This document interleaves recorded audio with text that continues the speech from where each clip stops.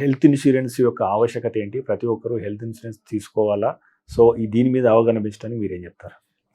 Definitely అండి. As a good medical related channel, I think most మీకున్న రెస్పాన్సిబిలిటీలో ప్రథమంగా మీరు చేయాల్సింది హెల్త్ ఇన్సూరెన్స్ గురించి అవేర్నెస్ పెంచడం. ఒక సింపుల్ కార్ కొనుక్కున్నా, ఒక సింపుల్ బైక్ కొనుక్కున్నా కూడా దానికి ఇన్సూరెన్స్ తీసుకుంటున్నాము. ఇన్సూరెన్స్ లేకుండా గవర్నమెంట్ కూడా అలౌ చేయట్లేదు. బట్ అదే government why it is not encouraging everybody to take a health insurance? ఒక మనిషికి కూడా హెల్త్ ఇన్సూరెన్స్ కంపల్సరీ ఉండాలి. బికాజ్ ఇప్పుడు costs of treatment have significantly gone high.